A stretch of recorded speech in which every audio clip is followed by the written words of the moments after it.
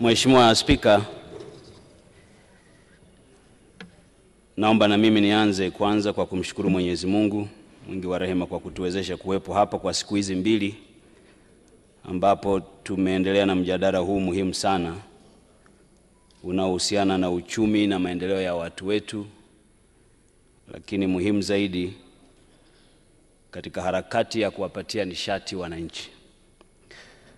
Kabla sijasema lolote, Mheshimiwa Spika, naomba nianze kwanza kukushukuru wewe binafsi kwa namna ambavyo umetuendesha kwenye mjadala huu kwa muda wa siku mbili. Umekuwa mjadala wa tija sana kwetu kwenye sekta, lakini na kwa Watanzania. Watanzania wameona namna ambavyo waheshimiwa wabunge wanazungumza masuala yanayowahusu. Toka mzungumzaji wa kwanza hadi wa mwisho, hakuna ajenda waliokuwa wanazungumza zaidi ya nishati kwa wananchi. Nakushukuru sana Mheshimiwa Spika, na kwa hali ya kushangaza kabisa asubuhi nilivyoacha kukuona hapa nilijua hutaweza, nikakuona kwenye TV ukiwa Dar es Salaam. Wakati mpambe wa spika anakuingiza humu ndani, nilitarajia atasema Mheshimiwa Naibu Spika au mwenyekiti. Nikaona anaita ni Mheshimiwa Spika mwenyewe. Mheshimiwa Spika, hii ni ishara kuwa unaipenda kazi yako na unapenda kuwahudumia Watanzania. Ulikuwa na sababu zote kabisa za kusema kuwa ulikuwa na majukumu mengine, una wasaidizi wengi wangefanya hiyo kazi, lakini umeamua kuwahi ili kuja kuhitimisha hoja hii. Kwa niaba ya wenzangu wizarani, Mheshimiwa Spika, tunakushukuru sana sana kwa heshima hiyo kubwa. Mheshimiwa Spika, niseme tu kwamba michango iliyotolewa na waheshimiwa wabunge imeonyesha ukubwa wa sekta hii, namna ilivyo muhimu katika maendeleo ya uchumi, maendeleo ya kijamii, na pia namna wananchi kupitia wawakilishi wao walivyo na kiu ya kuona huduma zinazotolewa katika wizara na taasisi zake, hususan upatikanaji wa nishati ya umeme, gesi, pamoja na huduma nyinginezo zinawafikia kikamilifu na kutatua changamoto zinazowakabili. Kwa muktadha huo, nitumie fursa hii kusema kuwa serikali kupitia Wizara ya Nishati itahakikisha kuwa ushauri na maoni yote tuliyoyapata kutoka kwenye michango ya waheshimiwa wabunge yanafanywa kazi kwa haraka. Mheshimiwa Spika, nitumie fursa hii kuishukuru sana kamati ya kudumu ya Bunge ya Nishati na Madini kwa mchango wake kwenye hotuba yetu ya bajeti ya mwaka 2025-26. Pamoja na waheshimiwa wabunge wote waliochangia katika hotuba hii kwa kauli na kwa maandishi, tumeona waheshimiwa wabunge waliochangia kwa kusema jumla 49 wamechangia kwa kusema 42, na waheshimiwa wabunge 7 wamechangia kwa maandishi. Niendelee kusema kuwa michango yao yote walioitoa tutaizingatia. Tupo katika kujenga nyumba moja na hatuwezi kuendesha hii sekta peke yetu, tunahitajiana wote wakati wote, na mimi nataka nitoe ahadi hii mbele ya bunge lako tukufu kwamba yote waliosema waheshimiwa wabunge tutakwenda kuyafanyia kazi. Sasa baada ya maelezo ya utangulizi hayo, Mheshimiwa Spika, naomba sasa nitoe ufafanuzi wa hoja mbalimbali zilizotolewa na kamati ya kudumu ya Bunge ya Nishati na Madini pamoja na waheshimiwa wabunge wote waliochangia. Aidha, niseme kuwa hoja zote tutaziandalia majibu ya maandishi na kuziwasilisha kwenye ofisi yako kwa ajili ya rejea yako Mheshimiwa Spika. Hoja ya kwanza Mheshimiwa Spika, iliyozungumzwa kwa nguvu sana na waheshimiwa wabunge ni mradi wa LNG. Mheshimiwa Spika, mradi wa LNG umeanza kusemwa kwa muda mrefu, na kila mmoja angetamani mradi ule ukamilike jana. Lakini Mheshimiwa Spika, mradi huu pamoja na kuanza muda mrefu, lazima tukubaliane kuwa lazima tujadiliane ili tupate kilicho bora. Tunatamani mradi huo uwepo, lakini majadiliano haya ni lazima yatupe tija. Mtakumbuka hapo nyuma Mheshimiwa Spika, serikali baada ya kukamilisha majadiliano awamu ya kwanza ilirudisha majadiliano hayo kwa mwanasheria mkuu wa serikali kwa ajili ya kupata maoni. Mheshimiwa Spika, baada ya kupita kwa mwanasheria mkuu wa serikali, ukweli ni kwamba kuna maeneo mengi ambayo yalikuwa yanahitaji kufanywa kazi zaidi ili kupata mkataba ulio mzuri zaidi. Mheshimiwa Spika, leo tunaweza tukasema kwamba mradi huo uanze, lakini nataka niseme kwamba mkataba ulio mzuri leo, kesho unaweza kuwa mkataba mbaya. Nchi hii ina historia ya kupita kwenye mikataba hiyo inayolalamikiwa. Tumejifunza mengi kwa safari toka tumeanza extractive kwenye nchi yetu. Yako mambo na maeneo kadhaa ambayo ni lazima yafanywe kazi kabla ya mkataba huo kusainiwa. Nachotaka kuhakikishia Mheshimiwa Spika kuwa serikali pamoja na wawekezaji, timu zinaendelea na majadiliano ili kuondoa changamoto zilizopo ambazo zimebaki chache sana, na tunatarajia kuwa ndani ya mwaka huu 2025 kama tutakuwa tumemaliza mambo matatu yaliyosalia, ninataka nikuhakikishie kuwa Mheshimiwa Spika, mkataba huo utasainiwa na mradi huo uanze mara moja. Kwa hiyo wito wangu kwa waheshimiwa wabunge, naomba mtupe muda. Naomba mtupe muda. Tunajua kuwa hili jambo linahitajika kwanza kwa uchumi wa nchi yetu, lakini kwa maendeleo ya watu wa mikoa ya kusini ambako gesi ipo. Mheshimiwa Spika, ingekuwa ajabu sana siku moja tuingie mkataba, tumekubaliana na mwekezaji, ndani ya mkataba ule mwekezaji au ameruhusiwa local content ya Tanzania isitumike. Hakuna mtu angetuelewa. Hakuna mtu angetuelewa kwamba bima zote ambazo zinatakiwa kukava huu mradi zote zitoke nje ya nchi bila ushiriki wa Watanzania. Hakuna mtu ambaye angetuelewa kwamba tutachimba gesi lakini domestic gas, yani gesi ya matumizi ya ndani, iwe angalau 3%. Hakuna mtu angetuelewa. Kwa yako mambo mengi ya kiuchumi na ya kisheria ambayo tunayapitia, na jambo la kutia moyo Mheshimiwa Spika ni kwamba wawekezaji wetu hawa tumekubaliana mengi sana, yaliyobaki ni machache, na hivi ninavyozungumza timu zetu zipo Arusha zinaendelea na hayo majadiliano. Nataka nikuhakikishie Mheshimiwa Spika, Mheshimiwa Rais Dr. Samia Suluhu Hassan wakati ananiteua kuwa waziri wa nishati hii aliniambia angetamani sana kuona mradi huu unakamilika kabla hatujaenda kwenye uchaguzi. Nataka nirudie hilo. Mwenye kiu namba moja ya kuona mradi huu unakamilika ni yeye mwenyewe Dr. Samia Suluhu Hassan. Ndugu zangu wa Mtwara na wa Tanzania pamoja na watu wa Lindi, naomba tuwe na subira. Tunahitaji kilicho bora. Tusingefaa leo tupitishe mkataba, baada tu ya kupitisha mkataba tuanze kujitetea tena kwa miaka yote, maisha yote mpaka mkataba uishi. Tuna mikataba mingi mnaifahamu tuliyopitia ambayo ilikuwepo baada ya kuwa imefungwa, ina maisha ya miaka 20, huwezi kuivunja. Tumebaki kulalamikiana humu ndani, kuunda kamati na kadhalika, lakini mkataba upo. Makosa ambayo tuliwahi kuyafanya huko nyuma, nafikiri ni muda mwafaka sasa kuyarekebisha na kupata kilicho bora zaidi. Mheshimiwa Spika, hoja ya pili iliyozungumzwa ni ongezeko la vituo vya mafuta vinavyojengwa karibu. Mheshimiwa Spika, kanuni ya viwango vya upangaji miji za mwaka 2015 iliyotengenezwa chini ya sheria ya mipango miji sura ya 355 inaelekeza kuwa umbali wa mita 200 kutoka kituo kimoja hadi kingine, kama vituo hivyo vipo upande mmoja wa barabara, na kama vituo hivyo viko pande tofauti wa barabara, umbali huo unakuwa unatenganisha vituo hivyo. Kutokana na wasiwasi ambao umekuwa ukionyeshwa na waheshimiwa wabunge na wananchi kuhusu ongezeko la vituo hivyo vya mafuta kuwa karibu sana kutoka kituo kimoja hadi kingine, Wizara ya Nishati imeanza mazungumzo na Wizara ya Ardhi ili kubadilisha kanuni hizo ili kuwezesha kuongeza walau umbali kidogo unaotakiwa kati ya kituo kimoja na kingine kwa kuzingatia masuala ya afya, usalama, mazingira na shughuli za kijamii. Hili jambo ni jambo ambalo liko kwenye sheria, kwa tunalifanyia kazi, tuone namna gani tunaweza kuyachukua michango ya waheshimiwa wabunge. Waheshimiwa wabunge wameeleza haya mambo kwa uzito mkubwa sana. Hatuwezi kuyachukulia kwa wepesi tukayaacha yakapita. Nataka niwahakikishie waheshimiwa wabunge, toka tumeanza kwenye kamati yenyewe ilikuwa na msukumo mkubwa wa jambo hili.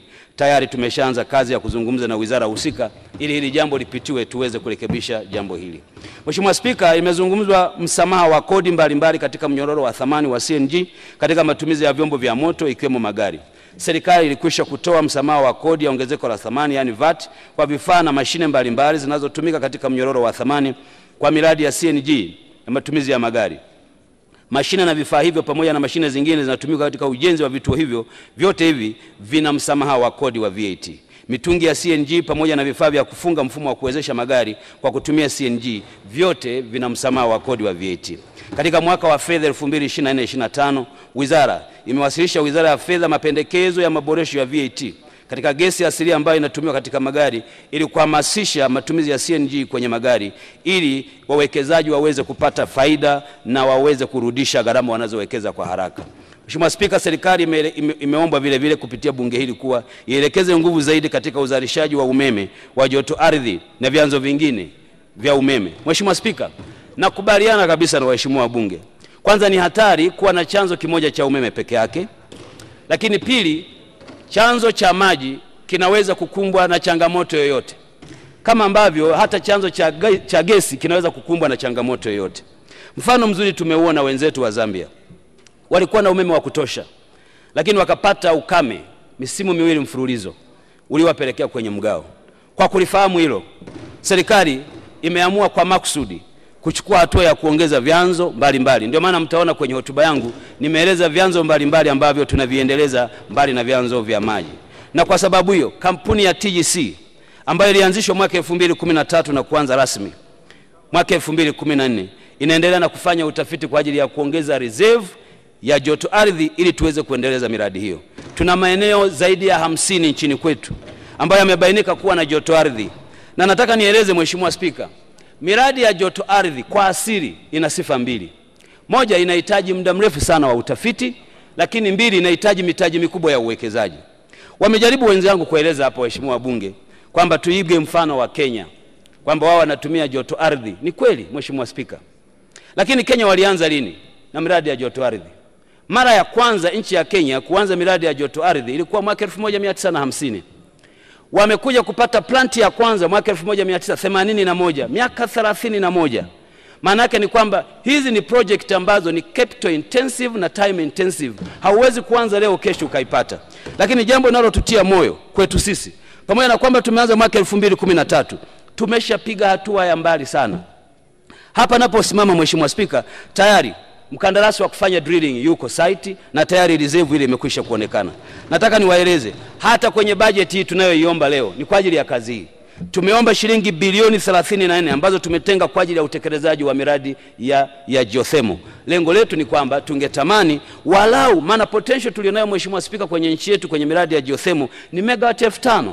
Manake megawatt 5000 ni mradi mkubwa ambao Julius Nyerere inaingia karibu mara au zaidi ya mara 2. Nataka niwaombe waheshimiwa wabunge, miradi hii mkubali kwamba tunaendelea nayo. Kuhusu umeme jua, kwa mara ya kwanza kwenye nchi yetu hatukuwahi kuwa na mradi mkubwa wa sola.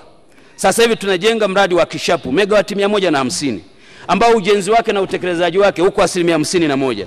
Serikali inakaribisha sekta binafsi nyingine katika mfumo wa IPP. Wale wanaotaka kuja kujenga miradi ya sola waje, tunawakaribisha. Hoja tulionayo hapa ni tarifu. Wengine anakuja na tarifu ya senti 24. Hakuna mtu atanunua umeme huo. Hapa bunge zima linazungumza umeme tunaouza bado ni ghali. Akija mwekezaji anataka kuleta umeme kwa tarifu ya senti 15, 20, haiwezekani, tutakuwa tuwatendei wa Tanzania. Kwa nataka niwahakikishie kuwa miradi hiyo tunaendelea nayo kwa wingi. Miradi ya upepo, kwa mfano mradi wa jua hapa Zuzu megawatt 130, Singida Manyoni megawatt 100, Same megawatt 100, Singida Ikungi megawatt wa kutumia upepo megawatt 100. Hii yote ni miradi ambayo tunaifanyia kazi. Tunaomba waheshimiwa wabunge mtukubalie tuendelee kufanya hii kazi. Mheshimiwa Spika, waheshimiwa wabunge wameeleza kwa uchungu sana kuhusiana na kupeleka umeme vitongojini. Mheshimiwa Spika, ninaomba kuwakumbusha waheshimiwa wabunge, ilani ya uchaguzi ya Chama cha Mapinduzi ya mwaka 2020 ibara ya 63 kifungu kidogo cha B kimeeleza hivi: kukamilisha usambazaji wa umeme katika vijiji vyote na maeneo ya pembezoni mwa miji ya Tanzania bara kupitia mpango wa umeme vijijini, pamoja na kuandaa mpango kabambe wa umeme vijijini, yani Rural Energy Master Plan, kabla ya mwaka 2025. Mwisho wa kunukuu. Mheshimiwa Spika, kama kuna eneo Dr. Samia Suluhu Hassan anapaswa kupongezwa sana ni eneo hili. Ninasema hivyo kwa nini? Kwa sababu Chama cha Mapinduzi mkataba wake na wananchi mpaka kufika 2025 haikuwa vitongoji, ilikuwa vijiji tu. Vijiji imemaliza kabla ya wakati, na kabla ya wakati imehamia vitongojini, na vitongoji 64, 33 vyote vina umeme. Yani kwa maneno mengine Mheshimiwa Spika, yani CCM imefanya kazi mpaka ikapitiliza na kile ilichoahidi.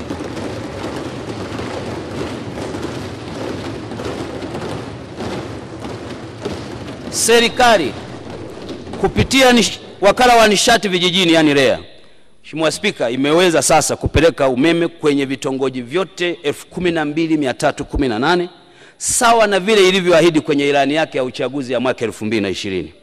Aidha, katika ilani ya uchaguzi 2020 malengo tuliyokuwa tumewekewa sisi ya kuhakikisha kuwa maeneo ya pembezoni tunayapelekea umeme, Mheshimiwa Naibu Waziri ameeleza visiwa 181 vyote vile tunapambana kuvipelekea umeme katika kipindi hiki.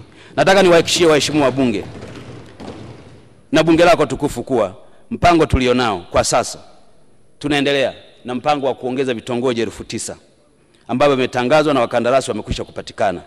Na mimi nataka niwahakikishie kuwa hatujui ilani ya uchaguzi itatueleza lini baadaye, lakini sisi tumeanza hata kabla ya hiyo ilani kupeleka umeme vitongojini ili wananchi waweze kupata umeme.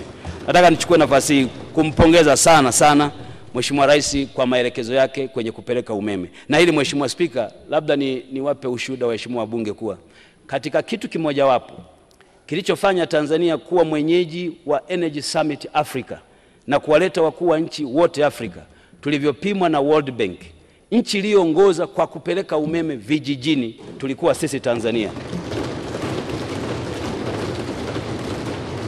Mpango wa kupeleka umeme kwa wananchi kupitia kile kinachoitwa Mission 300, mpango unaochukuliwa kwa mfano ni mpango wa Tanzania. Hivi ninavyozungumza hapa, katibu mkuu wetu alikuwa Marekani kwa ajili ya kupeleka mpango wetu kwenda kupresent, maana hiyo ndio model inayotumiwa na wengine. Inawezekana hapa ndani tukajidharau, lakini huko kwingine nje wanatuona sisi ni wakubwa mno, tunahitaji kuigwa.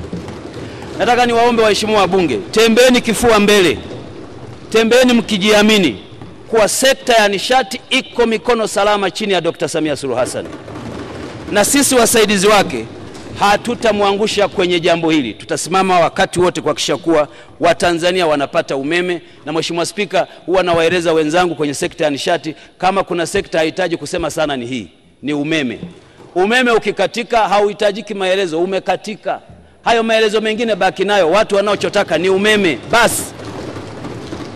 Hata ungekuja na misamiati yoyote unayoijua ukajieleza kwa ufundi unaoujua, kama watu hawaoni umeme ni kama tu unapiga gitaa kwa wimbo watu ambao haujui. Nataka nikuhakikishie kuwa Mheshimiwa Spika, tutahakikisha kuwa kila linalowezekana kazi ya kupeleka umeme inaendelea. Mheshimiwa Spika, imeelezwa kwa uchungu sana bei ya kuunganisha umeme kwa wananchi vijijini na mijini na mapendekezo yaliyotolewa na kamati. Labda nieleze la kwanza kwamba serikali, bei ya kuunganisha umeme kwa sasa ni shilingi 67 kwa maeneo ya vijijini na vijiji miji. Serikali inaendelea kuunganisha umeme kupitia mpango mahususi wa national wa nishati yani National Energy Compact kwa mwaka wa fedha 2025-26, yani budget hii tulionayo. Serikali kupitia REA imetenga shilingi bilioni 40 ili kuanza kuunganisha umeme wananchi kwa shilingi 27,000 katika maeneo mbalimbali yenye sura ya vijiji miji. Serikali imekuwa ikitoa ruzuku ya wastani wa shilingi 58 ya gharama za kuunganisha umeme kwa wananchi, lakini wananchi hulipia kiasi fulani ambacho bado wabunge wamesema ni kikubwa. Mheshimiwa Spika, baada ya kuwa tumejadili jambo hili kwa kina kwenye kamati, tuliamua kuunda kamati. Kwa sababu Mheshimiwa Spika, hili ni jambo linalohusiana na uchumi, linalohusiana na fedha, haliwezi kutamkwa bila uchambuzi. Naomba waheshimiwa wabunge kwa heshima na unyenyekevu mkubwa mtupe muda. Tuna timu tumeiunda ya kwenda kuangalia namna gani tutapunguza gharama ya kuwaunganisha wananchi vijijini kwa ajili ya kuwapelekea umeme. Lakini la pili, Mheshimiwa Spika, kwenye mradi wetu wa Compact ambao Benki ya Dunia FDB wanatufadhili pamoja na wafadhili wengine, tumepewa target ya kuunganisha wateja milioni 8. Milioni 8 ukijumlisha na wale waliokuwepo milioni 5, tunatakiwa itakapofika mwaka 2030 tuwe tumeunganisha wateja milioni karibu zaidi ya 12.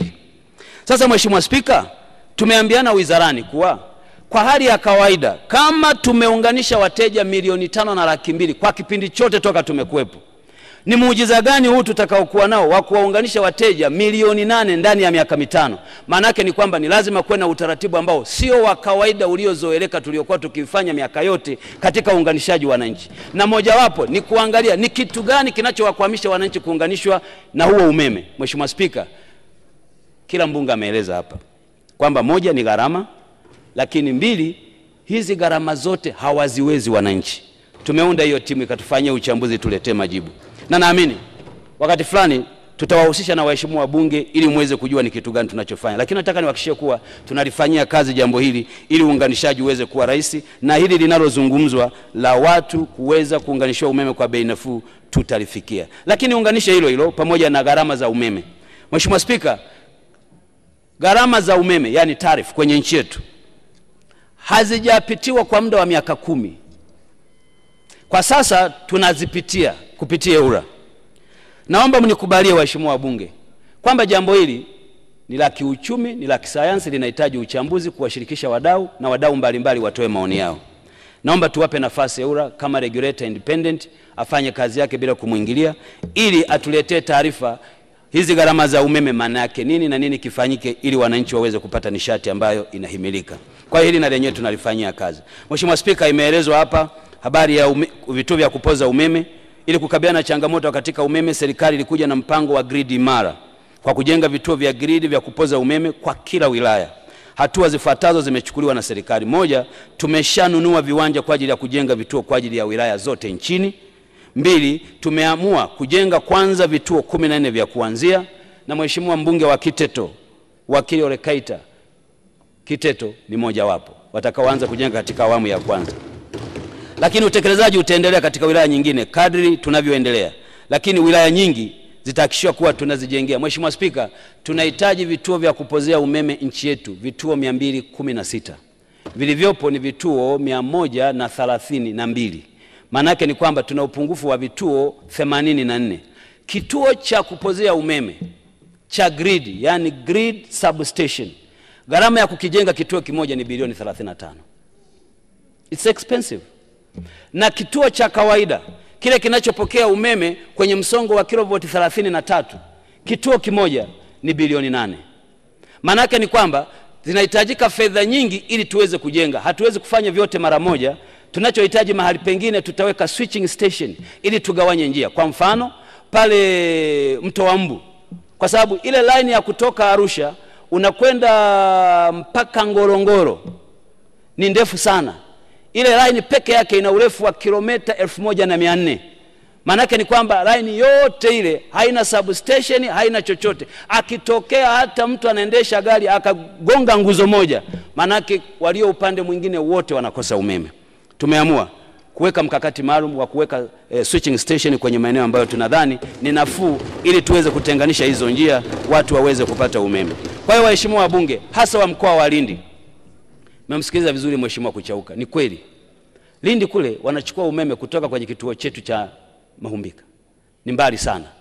Ukienda Liwale kwa mheshimiwa Kuchauka, umeme unakatika sana. Jamani waheshimiwa wabunge, umeme haukatiki si kwa sababu hakuna umeme, unakatika kwa sababu ya miundombinu. Na mimi waheshimiwa wabunge nataka niwape taarifa ndogo. Juzi tumezindua taarifa ya EWURA. Hapa wakati tumezindua ile taarifa ya EWURA, tumeonyesha kwa mwaka mmoja tatizo la kukatika umeme limepungua kwa kiasi gani. Na hii tulikuwa tunazungumza mpaka tunakuja kumaliza mwaka 2024. Mheshimiwa Spika, kukatika kwa umeme katika nchi yetu kwa taarifa ya EWURA iliyofanywa utafiti imepungua kwa 48%. Na dakika za kukatika umeme zimepungua kwa 64%. Tulikotoka Mheshimiwa Spika, hali ilikuwa mbaya zaidi kuliko tulivyo hivi sasa. Mahali pengi ukiona umeme unakatika ni mahali ambako tunatengeneza miundombinu. Waheshimiwa wabunge, lazima tukubali kwamba hatuwezi kula keki na tukabaki nayo. Wakati tunajenga hii miundombinu ni lazima tutazima umeme mahali fulani ili tuweze kujenga hiyo miundombinu. Hivi Mheshimiwa Spika, kama tumetoka kwenye dakika 1536 mwaka 2022 mpaka dakika 554 mwaka 2024, tumepunguza kukatika kwa umeme kwa 68%. Naomba mtuamini kuwa hili jambo tunalifanyia kazi. Tena tunalifanyia kazi. Na Mheshimiwa Spika, hakuna jambo linakera wananchi kama kukatika umeme, hasa kama hawajapewa taarifa. Na ndio maana tumeamua kituo chetu cha huduma kwa wateja tukiimarishe. Umeme unapokatika watu wapewe taarifa. Tulizoea kutoa tangazo tu mara moja tunawapa taarifa kwamba umeme umekatika kwa sababu hizi na hizi. Tumeamua kila wilaya, kila mkoa kuwe na magrupu ya WhatsApp. Meneja kazi yake awe admin kwenye yale magrupu kuwapa taarifa watu. Maana siku hizi wananchi hata mimi wananiandikia message, umeme ukikatika wanakuandikia message, na mimi natamani sana waendelee kufanya hivyo, kwa sababu kwa kufanya hivyo wanatuhold accountable, kila mmoja kujua wajibu wetu kuwapatia umeme wa Tanzania. Mheshimiwa Spika, jambo moja lenye upekee ambalo nimelisikia hapa ni kuhusu transformer 5 ambazo zimeungua Ngara.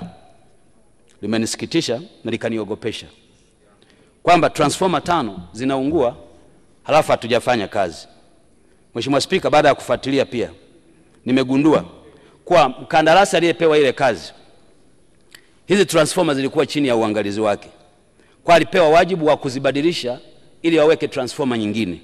Nimewaelekeza leo TANESCO kwamba sisi tupeleke hizo transformer, wananchi wasihangaike, halafu ninyi TANESCO mdaiane na huyo mkandarasi. Na kwa sababu hiyo wananchi wa Ngara, ndani ya wiki hii mpaka wiki inayokwisha, transformer zote zile ziwe zimebadilishwa na wananchi wapate umeme bila matatizo yoyote. Hoja nyingine Mheshimiwa Spika ni upungufu wa wafanyakazi ambao waheshimiwa wabunge wameieleza. Nataka kutoa tu taarifa kuwa tumepata kibali cha kuajiri watumishi 570 kwa mwaka wa fedha 2024/25. Utaratibu unakamilishwa watumishi hao waweze kupangiwa majukumu hayo, lakini vile vile serikali imepanga kuajiri watumishi wengine 1000 katika mwaka wa fedha 2025/26 ili kukabiliana na changamoto ya upungufu wa watumishi kwenye maeneo mengine. Mheshimiwa Spika, kadri tunavyoendelea kusambaza umeme ndivyo mahitaji yanavyoongezeka ya watu wa kuhudumia hizo line. Kwa hiyo tumepata nafasi ya kuajiri watu wengi zaidi ili tuweze kufanyia kazi. Nimezungumza swala la vitendea kazi hususan magari ili kupunguza changamoto ya usafiri huo katika wilaya za TANESCO. Mwaka wa 2024/25 serikali imefanya manunuzi ya magari 50 ambapo magari hayo yamesambazwa katika mikoa na wilaya zenye uhitaji mkubwa. Magari hayo yanatarajiwa kupelekwa mwezi Agosti, na aidha itakapofika Septemba 2025 magari hayo yatakuwa yamefikishwa katika maeneo hayo. Lakini kwenye mwaka huu wa fedha, Mheshimiwa Spika, kwenye bajeti hii tunayoomba, TANESCO imetenga fedha za kununua magari 200 ili kuendelea kupunguza changamoto hii ya kuwapatia huduma wananchi. Mheshimiwa Spika, hayo ndiyo machache nilitaka nichangie na kujibu hoja kwa waheshimiwa wabunge, lakini nimalizie kwa kuwashukuru tena waheshimiwa wabunge kwamba mmetutendea wema mwingi mno kwa kutusimamia na kutushauri. Ninawashukuru sana, na kwa kweli Mheshimiwa Spika, ninawaombea kwa Mungu kila mmoja aliyemo humu, wananchi wake mahali kokote waliko, waangalieni wabunge hawa kwa jicho la wema.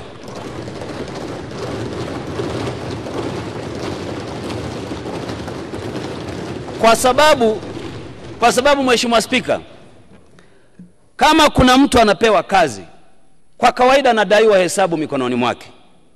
Waheshimiwa wabunge hawa hawadaiwi kwa sababu kazi wameifanya. Wamezungumza wengine wakati wanaingia kwenye uongozi, walikuwa na maeneo hayana umeme. Wamesema hapa vijiji vyote vina umeme. Kama walikuwa wanasema kuna maeneo hayakuwa na zahanati na vituo vya afya, wanaeleza wakiwa bungeni sasa vijiji hivyo vina zahanati na vituo vya afya. Kama walikuwa wanasema kuna maeneo hayakuwa na high school, wakiwa bungeni wanasema sasa maeneo yao yana shule na high school. Kama walikuwa wanasema wanatamani kujengwa vyuo vya VETA kwenye maeneo yao, wakiwa kwenye nyumba hii wanatoa ushuhuda kuna jengwa vyuo vya VETA kwenye maeneo yao. Kama walikuwa wanasema wananchi wanahangaika na ruzuku ya mbolea na pembejeo za kilimo pamoja na usimamizi mzuri kwenye sekta ya kilimo, wakiwa kwenye nyumba hii wanasema leo ruzuku ya kilimo inapelekwa. Kama walikuwa wanasema mitandao ya barabara ilikuwa kidogo kwenye maeneo yao, wakiwa kwenye nyumba hii wanasema mitandao imeongezeka na wanahitaji fedha zaidi barabara ziboreshwe. Mheshimiwa Spika, wamefanya kazi yao. Ikiwa mwanadamu hataona, basi mbingu zitaona. Na waombea waheshimiwa wabunge kwamba tembeeni kifua mbele, mkiamini kuwa Dr. Samia Suluhu Hassan ameamua kuijenga hii nchi, tena sio kwa maneno. Mheshimiwa Rais anapenda kusema kidogo na kutenda zaidi. Ametufundisha falsafa, nia njema haishindwi. Tembeeni mkiwa na nia njema ya kuwahudumia Watanzania, na mimi naamini kwa sababu nia njema haishindwi, ninyi mtaibuka washindi na Mungu awasaidie.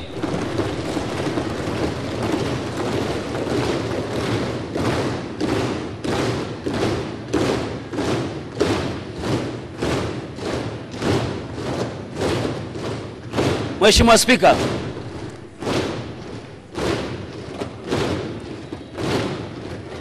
asante. Mheshimiwa Spika, kwa wananchi wa Mbeya, hatuna cha kuwafundisha, mnajua cha kufanya.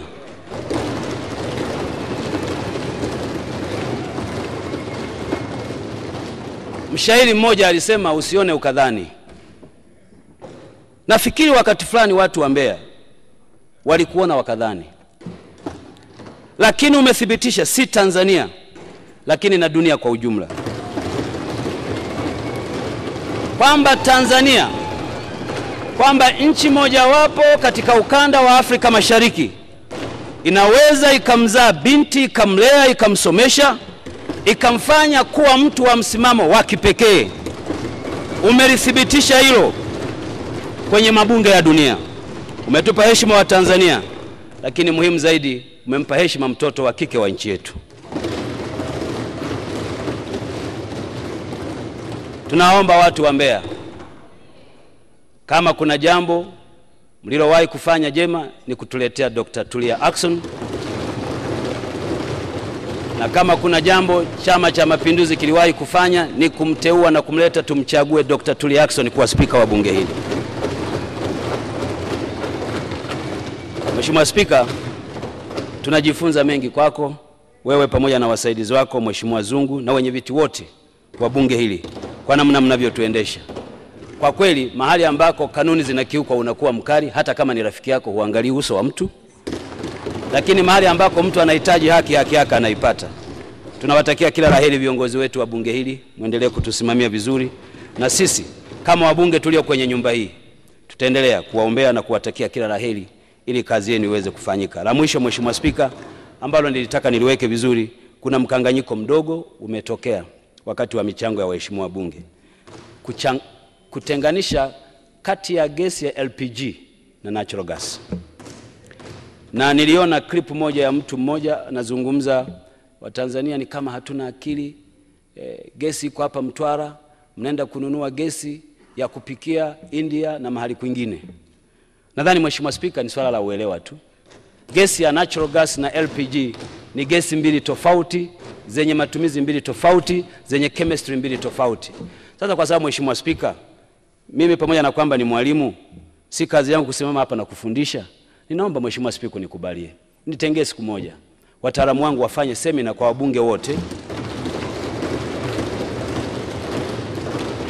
ili tujue tu tofauti ya LPG pamoja na natural gas, ili tuone tofauti hiyo ikoje, halafu tuweze kuchangia kwa usahihi zaidi. Baada ya kusema hayo Mheshimiwa Spika, na kushukuru sana kwa nafasi. Asante sana Mheshimiwa Spika.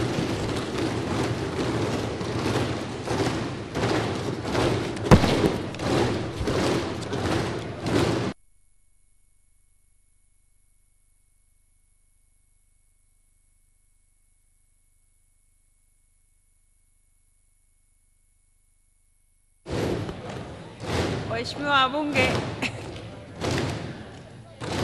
sasa ili mpige makofi vizuri lazima muwe mmekaa. Sasa mmesimama. Hoja imeungwa mkono. Asanteni sana. Asanteni sana.